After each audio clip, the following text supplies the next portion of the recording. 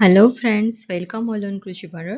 Friends, સૌપ્રથમ આપણે આજના એમસીક્યુની શરૂઆત કરીએ તો સૌપ્રથમ આજનો એમસીક્યુ છે કે કૃષિ સંશોધન સેવાની શરૂઆત ક્યારે થઈ હતી, એટલે કે agriculture research service, okay, ARS તરીકે પણ આપણે ઓળખીએ છીએ. તો એની સૌપ્રથમ શરૂઆત 1973માં થઈ હતી.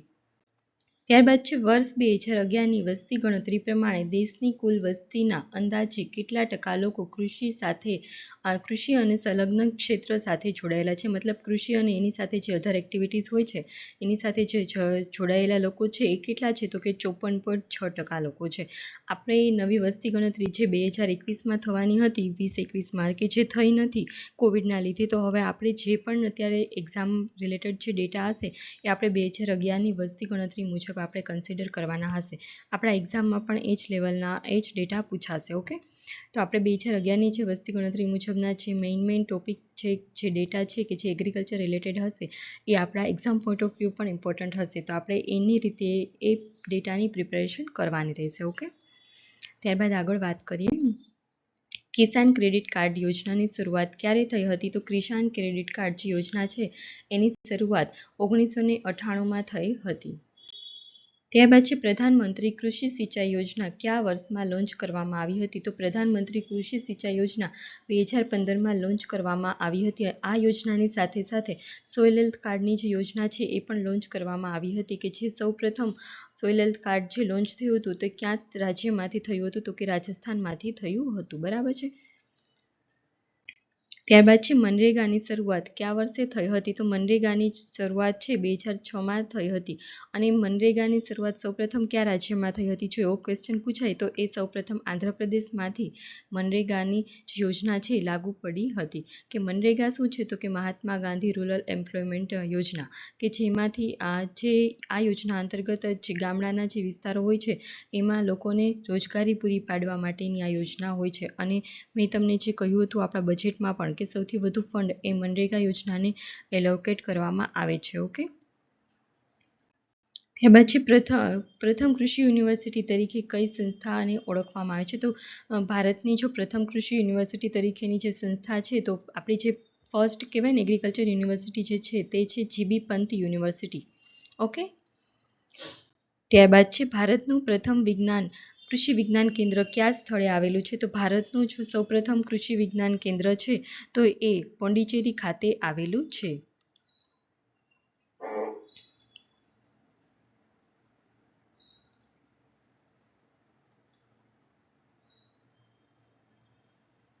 અને જો આપણને એવો ક્વેશ્ચન પૂછાય કે ભારતમાં કેટલા KVKs આવેલા છે, તો ટોટલ આજ સુધી એવું કહી શકીએ કે 731 જેટલા KVKs આવેલા છે. ઓકે, સૌપ્રથમ શરૂઆત ક્યાં થઈ હતી, KVK એટલે શું છે, તો કે કૃષિ વિજ્ઞાન કેન્દ્ર, કે જે પોંડિચેરીથી શરૂ થયું હતું અને આખા ભારતમાં KVK છે એ આપણને જોવા મળે છે 700 બરાબર છે. અને ત્યારબાદ આપણે ગુજરાતનું પૂછીએ તો ગુજરાતમાં ટોટલ 30 જેટલા KVKs આપણને જોવા મળે છે.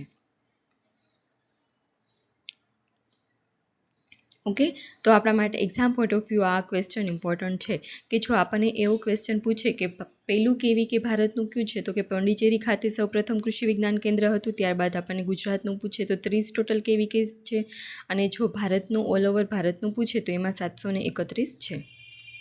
ઓકે, ચલો આગળ વાત કરીએ કે ત્રિસ્તરીય પંચાયતી રાજની શરૂઆત ક્યારથી થઈ હતી, તો ત્રિસ્તરીય જે પંચાયતી રાજની શરૂઆત છે તે સૌપ્રથમ રાજસ્થાનના નાગોર જિલ્લાથી થઈ હતી, કે જે ક્યારે થઈ હતી, તો કે 2 ઓક્ટોબર 1959ના રોજ થયેલી હતી. ઓકે, અને આ જે ત્રિસ્તરીય પંચાયત રાજ છે એને કોણે શરૂઆત કરી હતી, તો એ જે ક્વેશ્ચન છે એનો આન્સર તમારે મને કમેન્ટ કરીને જણાવવાનું છે.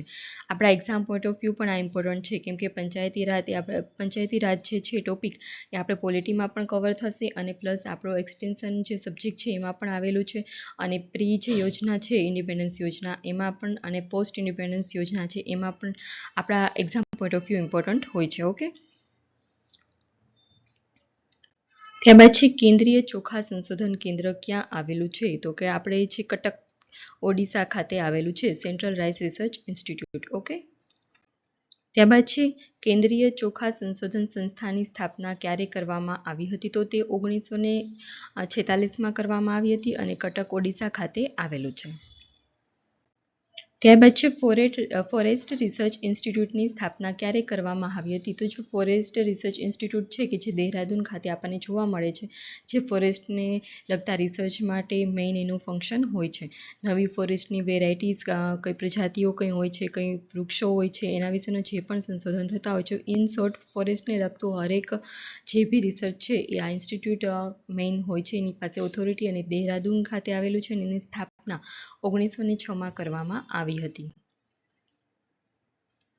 ત્યારબાદ છે IARI ની સ્થાપના ક્યારે કરવામાં આવી હતી? તો IARI શું છે? તો કે ઇન્ડિયન એગ્રીકલ્ચર રિસર્ચ ઇન્સ્ટિટ્યૂટ, કે જે 1905માં એની સ્થાપના કરવામાં આવી. તો સૌપ્રથમ એની સ્થાપના ક્યાં કરવામાં આવી હતી? તો કે પૂસા, બિહારમાં ખાતે કરવામાં આવેલી હતી. ત્યારબાદ બિહારમાં અર્થક્વેક આવ્યો તો એને શિફ્ટ કરીને આપણે ન્યૂ દિલ્હીમાં અત્યારે હાલમાં જોવા મળે છે. ત્યારબાદ છે કયા વર્ષમાં ભારતીય હવામાન વિભાગની સ્થાપના કરવામાં આવેલી હતી? તો જે આપણું ઇન્ડિયન મેટ્રોલોજીકલ જે ડિપાર્ટમેન્ટ છે કે જે પુણે ખાતે આપણને આવેલું છે, તો એની સૌપ્રથમ સ્થાપના 1875માં કરવામાં આવી હતી, કે જે ક્લાઇમેટ, હવામાન જે છે એને રિલેટેડ સંશોધન કરે છે. ઓકે. ત્યારબાદ છે ગોલ્ડન ફાઇબર ક્રાંતિ શેની સાથે જોડાયેલી છે? તો જે ગોલ્ડન ફાઇબર જે ક્રાંતિ છે એ શણની સાથે જોડાયેલી છે. આ યાદ રાખજો, ગોલ્ડન ફાઇબર ક્રાંતિ. ઓકે, ગોલ્ડન ક્રાંતિ નથી, ગોલ્ડન ફાઇબર છે. ફાઇબર છે એટલે શણ આવશે. ઓકે. ત્યારબાદ છે ગુલાબી ક્રાંતિ શેની સાથે જોડાયેલી છે? તો જે પિંક રિવોલ્યુશન છે એ ઝીંગા સાથે જોડાયેલી છે. ઓકે. તો ફ્રેન્ડ્સ, આજનો આપણે MCQ સેશન અહીં ખતમ થાય છે. તમે આપણી ચેનલ કૃષિ ભંડોળને લાઇક કરજો, શેર કરજો અને સબસ્ક્રાઇબ કરજો. Okay, thank you.